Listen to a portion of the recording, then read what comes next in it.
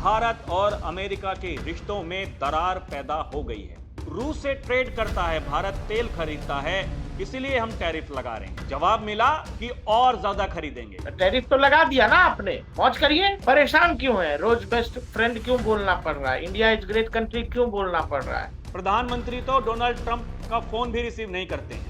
एक तरफ आप भारत को रखिए, एक तरफ आप पाकिस्तान को रखिए, फर्क पता चल जाएगा। पाकिस्तानियों को भी ये उम्मीद है कि कांग्रेस की सरकार आ जाएगी तो पाकिस्तान के लिए बड़ा सही रहेगा। राहुल गांधी ने जो विदेशों में कहा है, पाकिस्तान उसको यूनाइटेड नेशन में कोट कर देता है। बिल्कुल आप वही हालत देखोगे पाकिस्तान वाली बांग्लादेश की भी। जहां भी इस्लामिक कट्टरपंथ हावी हुआ वहां राष्ट्र निर्माण मुश्किल है। दर्शकों नमस्कार, डीएनपी इंडिया में आपका स्वागत है। मैं हूं आपके साथ राहुल चौधरी। झुकती है दुनिया, झुकाने वाला चाहिए। यह शब्द अगर मैं इस्तेमाल कर रहा हूं तो दर्शकों इसके पीछे का एक तर्क है। कुछ दिनों पहले अमेरिका के राष्ट्रपति डोनाल्ड ट्रंप जिस तरीके से टैरिफ वो भारत पर एक दबाव बनाने का प्रयास कर रहे थे और एकदम साफ शब्दों में यह कह रहे थे क्योंकि रूस से ट्रेड करता है भारत, तेल खरीदता है, इसीलिए हम टैरिफ लगा रहे हैं। जवाब मिला कि और ज्यादा खरीदेंगे। रूस ने हमें और ज्यादा छूट दे दी। उसके बाद से आप देख रहे होंगे अमेरिका के राष्ट्रपति डोनाल्ड ट्रंप जो सीज फायर के मास्टर हैं, उनके हिसाब से अब ना तो वो सीज फायर पर बात कर रहे हैं, ना ही वो ये कह रहे हैं कि देखिए हमने भारत की जो इकोनॉमी है उसको डाइट कर दिया है। मतलब सुर बदल गए हैं। पहले कहा कि मैं प्रधानमंत्री मोदी से बात करने के लिए उत्सुक हूं, हमारी ट्रेड डील अभी भी चल रही है, मैं चाहता हूं कि वो मुझसे बात करें, वो मेरे दोस्त हैं।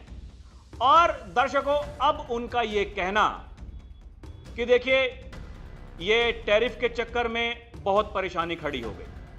उनका यह कहना है कि यह बहुत मुश्किल फैसला था और इसकी वजह से भारत और अमेरिका के रिश्तों में दरार पैदा हो गई है। सवाल यह है यह दरार कब तक भरेगी? सवाल यह है जो देश के प्रधानमंत्री नरेंद्र मोदी ने कहा कि हम अपने देश की जनता के हितों के साथ कोई खिलवाड़ नहीं करेंगे। क्या प्रधानमंत्री मोदी उसको करने में कामयाब हो गए हैं? जिस तरीके से विदेश के नेता वो सीधे प्रधानमंत्री मोदी का नाम ले रहे हैं, जिस तरीके से प्रधानमंत्री मोदी वो सबसे लोकप्रिय नेता पूरे विश्व के बने हुए हैं और समय समय पर वो चाहे पुतिन साहब हों, ज़ेलेंस्की हों, यूरोपीय संघ के नेता हों, सभी प्रधानमंत्री मोदी का नाम ले रहे हैं। लेकिन यहां भारत में कुछ कोशिशें जरूर हो रही हैं, लेकिन कुछ सियासी जानकार ये कहते हैं कि चट्टान की तरह खड़े हैं नरेंद्र मोदी। आने वाले दिनों में क्या होगा, इसी पर चर्चा करेंगे। मेरे सहयोगी प्रकाश है मेरे साथ। प्रकाश भाई, ये जो सुर हैं अमेरिका के राष्ट्रपति डोनाल्ड ट्रंप के, वो बदले बदले से लग नहीं रहे हैं बल्कि बदल चुके हैं। आपको क्या लगता है आने वाले दिनों में क्या कुछ अब बड़ा और नया हो सकता है? देखिए, डोनाल्ड ट्रंप ने, अमेरिका ने जिन लोगों को भारत में डोनाल्ड ट्रंप क्या कह रहे हैं, कितना कह रहे हैं, कितनी बार कह रहे हैं, जिन लोगों को दिहाड़ी पे रखा हुआ था वो लोग अभी भी दिहाड़ी पे हैं कि छूट गए? जो गिन रहे थे कि अरे अरे 40 बार कह दिया, अरे अरे 45 बार कह दिया, भारत पाकिस्तान का सीज फायर अमेरिका ने कराया। अब मैंने आपसे पहले भी कहा था, हम लोगों की बात हुई है कि अब गिनती वो लोग करें कि कितनी बार में नरेंद्र मोदी मानेंगे, कितनी बार में भारत मानेगा।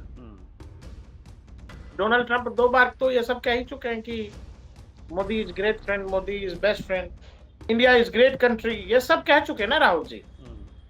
और फिर देखो एक तरह से माफी मांगने की मुद्रा है लगभग कि अरे गलती हो गई, अरे जल्दबाजी हो गई।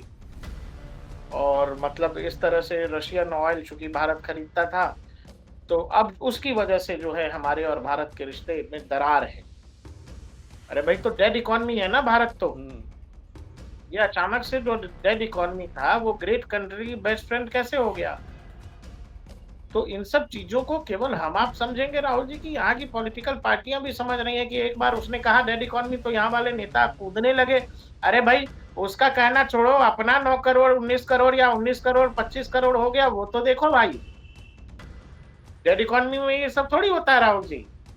मैं कह रहा हूँ किसी ने क्या कह दिया, हर बात क्या नेता विपक्ष दूसरों के कहने से ही करेंगे? पाकिस्तान ने कुछ कह दिया तो आप पाकिस्तान की भाषा बोलने लगते हैं, आपकी बाइट वहां पाकिस्तान में चलने लगती है।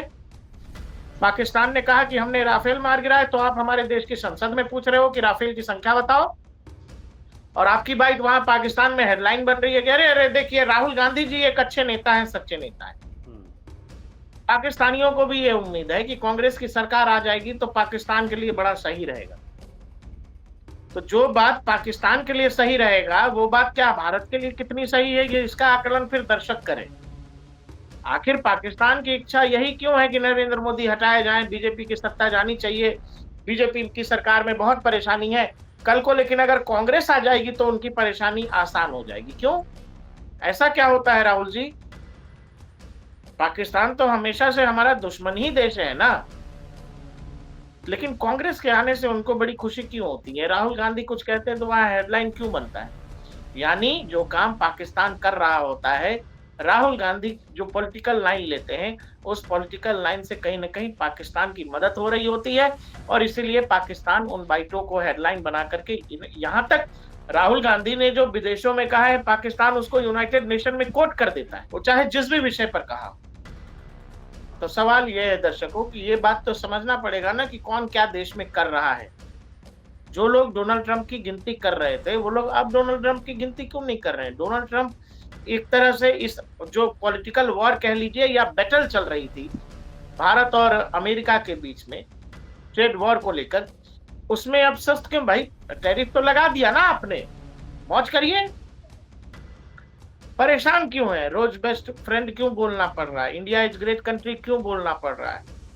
हमसे गलती हो गई क्यों बोलना पड़ रहा है? आप तो अभी अभी यूरोपीय यूनियन पर ये भी आप ये लगा रहे थे कि भारत पर 100% का टैरिफ लगा दो, यूरोपीय यूनियन वाले आपकी बात माने ही नहीं। तो ये जो खेल चल रहा है, इस खेल में कौन जीता और कौन हारा राहुल जी आपके हिसाब से?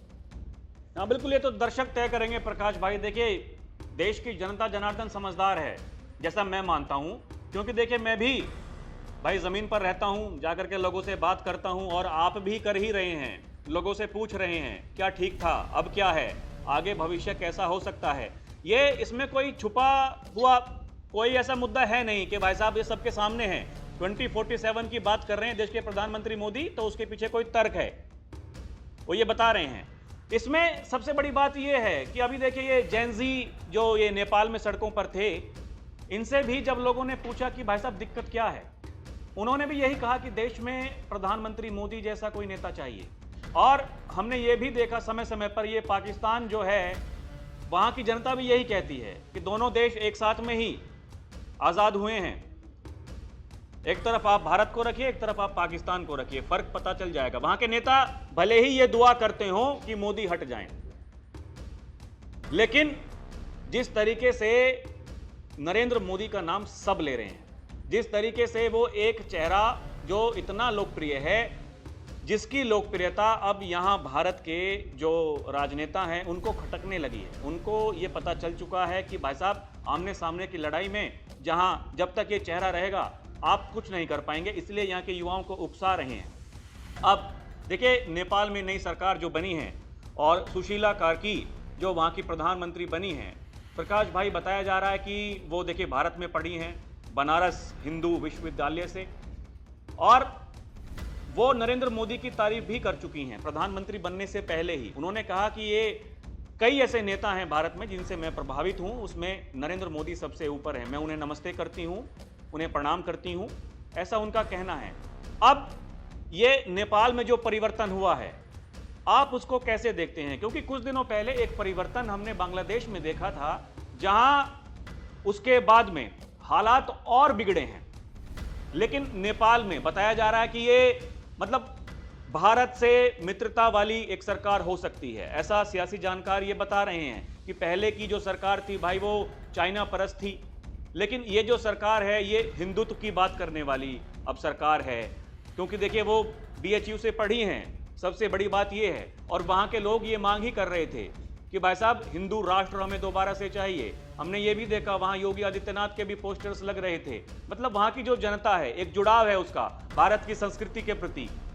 अब आप कैसे देख रहे हैं? पिछली जो सरकार थी केपी ओली की, वो हिंदू द्रोही सरकार थी और बिल्कुल चाइनीज एजेंडे पे वो सरकार चल रही थी राहुल जी। हमारे यहाँ लोग कहने में लगे कि अरे भारत नेपाल के संबंध, कैसी विदेश नीति है कि भारत नेपाल के संबंध खराब हो रहे हैं।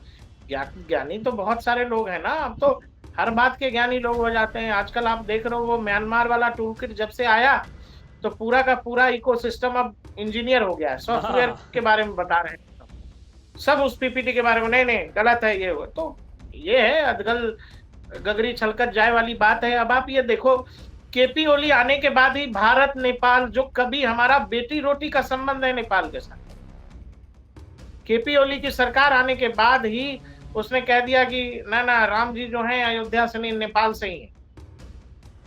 उसने ये कह दिया जो उसके आने के बाद ही नेपाल का नया नक्शा जारी किया गया और इसमें उत्तराखंड के वाले इलाके में जो लिपू लेख दर्रा है उसको नेपाल ने अपनी मैप में बता दिया, अपने हिस्से में बता दिया। ये सब तमाम विवाद केपी ओली के खड़े किए गए और चाइनीज इशारे पर ये सब हो रहा था।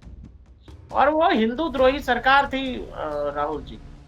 वामपंथ की हालत क्या होगी और वामपंथ का विनाश कैसे हुआ नेपाल में, ये भी एक विषय होना चाहिए। बहुत सारे नैरेटिव सेट हो रहे हैं, हम लोगों ने काफी बात की है, लेकिन जिन लोगों के साथ नेपाल में जो हुआ, ये जो लाल झंडा लिए फिरते हैं, केपी ओली देश में नहीं दिखाई दिए। और अब वहां लोग ये मांग कर रहे हैं कि हमको भाई चाहिए हिंदू राष्ट्र। और जो सुशीला कार्की बनी है वो ठीक कह रहे हैं आप, बनारस हिंदू यूनिवर्सिटी की प्रोडक्ट है और नरेंद्र मोदी को बेहद पसंद करती हैं, उनका बेहद सम्मान करती हैं।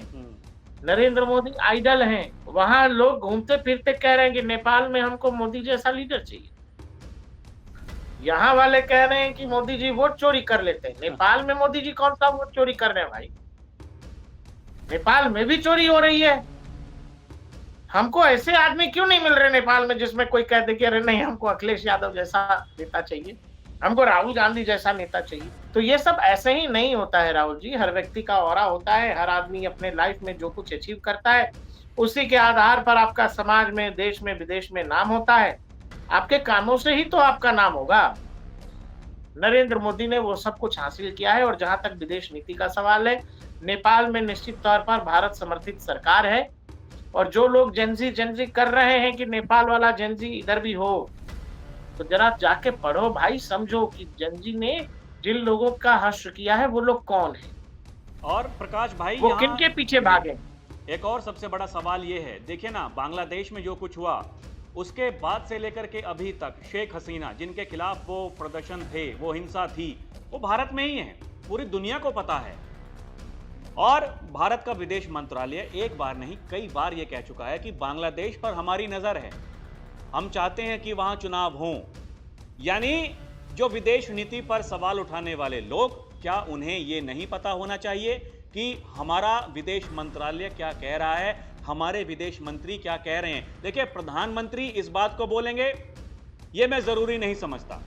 प्रधानमंत्री तो डोनाल्ड ट्रंप का फोन भी रिसीव नहीं करते हैं।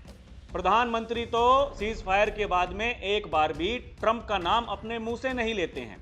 उन्होंने छोड़ा हुआ है विदेश मंत्री को, विदेश मंत्रालय को। हमारा प्रवक्ता अपना जो ऑफिशियल स्टेटमेंट है वो जारी कर देता है, कोई किंतु परंतु है नहीं। ये जो विदेश नीति पर सवाल उठाने वाले लोग हैं, बांग्लादेश में अभी जो है और बांग्लादेश में भविष्य में जो होगा, आपको क्या ये लग रहा है कि जिस तरीके से नेपाल में हुआ, जो लोग बता रहे हैं, ठीक वैसा ही बांग्लादेश में भी होने जा रहा है? क्या वहां शेख हसीना की भी वापसी हो सकती है? क्योंकि तैयारी, मुझे ऐसा लग रहा है कि तैयारी वही है जिस तरीके से शेख हसीना लेख लिखती हैं। वो कहती हैं मैं लौटूंगी, बांग्लादेश में जो पहले चल रहा था वो फिर से दोहराया जाएगा, जो वर्तमान की सरकार करने में बिल्कुल विफल है। सवाल यही है कि क्या बांग्लादेश के भविष्य को आप कैसे देखते हैं? अब जब ट्रंप साहब फिर से कह रहे हैं कि मोदी मेरे दोस्त हैं, वो पहले ही ये कह चुके थे कि बांग्लादेश का जो कुछ करना है मोदी अपने आप कर लेंगे। राहुल जी, जब कोई देश या समाज अपनी संस्कृति, अपने इतिहास से मुंह मोड़ लेता है, तो फिर उसका भगवान मालिक होता है, उसका कोई कुछ कर नहीं सकता।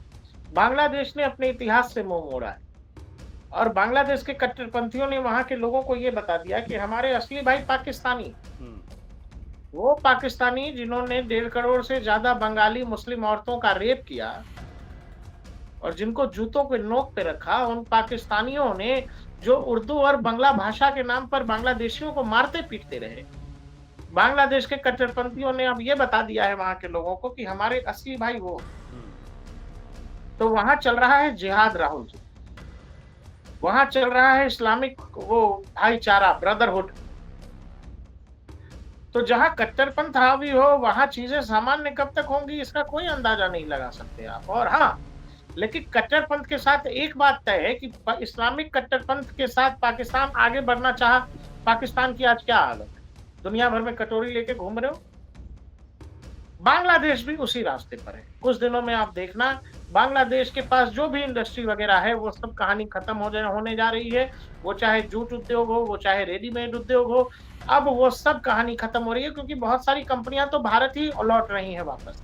दुनिया की बहुत सारी कंपनियों ने बांग्लादेश से मुख मोड़ लिया है। वर्ल्ड बैंक फिलहाल कर्जा बांग्लादेश को ज्यादा दे नहीं रहा है, IMF से भी ये लोग कर्जा मांग रहे हैं। तो वो जो सिलसिला कर्ज मांगने का शुरू हुआ है वो कहाँ जाके थमेगा नहीं किसी को पता।